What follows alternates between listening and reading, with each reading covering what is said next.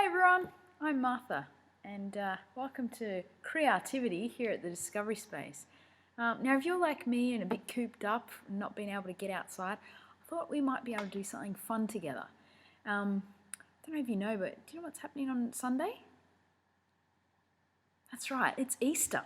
And so we're going to be making something for Easter because I don't know if you find it, but when I go on Easter egg hunts, my hands are too small and I can't carry all of the eggs, so I thought I'd make us a basket. And you can join us too if you like. Now first things first, you've got to feel like you're in the mood. So if you've got, some dress-ups lying about, I always find that, it just helps you feel like you're in it. So what you'll need is a square piece of paper. So I've got one here. If it is only one-sided colour, make sure that you put the coloured side flat down so that your box is actually coloured. If, however, you want to decorate your own, you could have a white piece of paper and you can flip it around that way and then you can decorate it afterwards. So, once you've got your piece of paper, we are going to do one single fold by going into the corners to make a triangle. So we've had a square, now we've got a triangle. Then we're going to open it up and we're going to do the other two corners to make a triangle again. Now it's kind of a good idea if you can be as straight as possible to make sure that our folds are nice. But look, if you can't do it, don't be too afraid. It will just be a nice, unique, individual box. Alright, so now you should have a square that has the diagonals through it. Now what we're going to do is actually fold it up and make a rectangle. I don't know about you, but I like making shapes. So we've got a square to a triangle and we've got a square to a rectangle.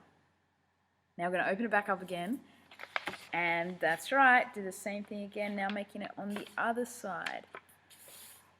So now what we have is where we started, but we've got all these lines now on our page. Okay, so what we're going to do, you can see now where the center is. So we're going to take each corner and bring it into that point in the center. So we now have a colored triangle, and we're going to do that to each of the other corners. So we've got now two black triangles, which that actually makes one big triangle. And we've got one white rectangle. Let's turn this back into a square. So we're going to put now all the other points into the middle. We're going to have a little party in the middle.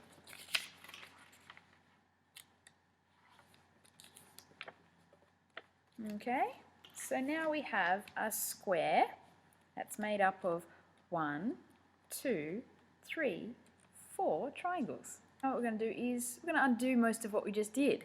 Sorry, I keep making you change. So we're going to open the top one and we're going to open the bottom one. We're going to fold this side into that middle corner line that we've just, that middle point that we've just created. And we're going to do the same on the other side. Bringing that edge right into the middle point. This is a different kind of shape. I'm not sure what that is. What kind of shape would you call that? Alright, now what we're going to do is we're going to actually, yep, that's right, open it back up again. This bit is where it gets a little bit tricky.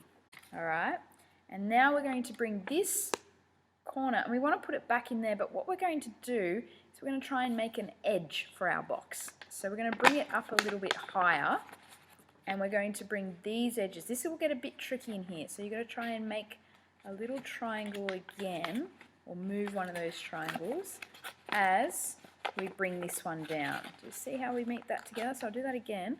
There's a little bit of a bend there. We're going to bring that up so that it's straight up in the air. And we're going to do the same on this side. So there's the triangle there. We're going to bring that up. See how it bends in the middle there? We're going to bend that. that nice and straight. It's easier if you do it a bit quicker, but I'm trying to show you how it's done. So there you go. So you're almost doing a repeat. You've got the two black ends there. We're bringing them in, tucking them in, and now we're going to bring this bit down in to meet the middle. And this is why it's important to make sure your edges are straight. Alright, and then we make that straighter there. Can you see that? So now we've made a nice box and our edges are meeting each other. So now we're going to do the same thing but on the other side. So we flip it and it's the same thing. We're going to try and bring this point to there whilst also making a bit of a wall. So this one comes in, this one comes in, and this comes straight up and then down to meet the others, and we're making a bit of a wall as we do it. Build it up, build it up, build it higher. And there we go. We can just sort of crease the base there. Now we have ourselves a box. Pretty cool. Now you can make your box bigger just by having a bigger piece of paper. So if you've got a big piece of paper but it's not a square, I'm going to show you how to make it a square. You may have a rectangle piece, but it's okay because we can make a square out of this. Basically all you need to do is take one edge corner and you're going to bring it right up to the edge, making sure this edge is straight.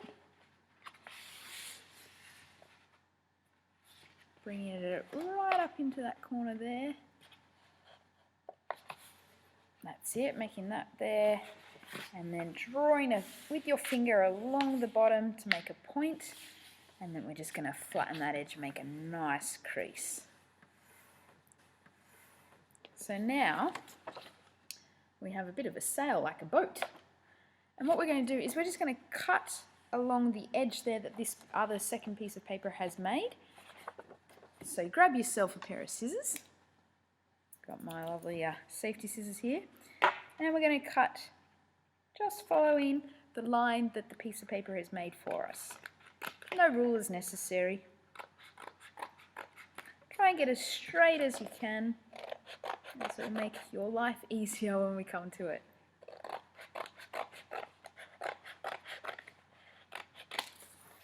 And there we go. We now open it up and we've got ourselves a square. And we've already made the first step for our thing. You can see that they're slightly different in size, and I mean you can decide which box you want. Now the only thing is I think it's missing something. You want to just get some strips of paper and you can glue them on, or you can use glue, or you can use sticky tape. I might use sticky tape, I think. Here's two I prepared earlier. So we just put a little bit of sticky tape on one edge and on the other edge, and then we're going to just put them on the edge of our box. True origami doesn't use sticky tape or glue, so we're just doing a little bit of an alteration here for our purpose of being able to carry our eggs rather than holding this and then them all falling out. So I'll just get another strip of paper, and again, two pieces of sticky tape, 1, 2, and so then we're going to stick it on one side and the other side. Now if you want, if your paper is white, or even if it is coloured, you can, if you want to, do some decorations. You might have some stickers, some stamps, or you might even have some coloured paper, or you might have some coloured paper that you could stick out, cut out and put on, or some coloured pencils or crayons. Now I think there's just one thing missing. The eggs.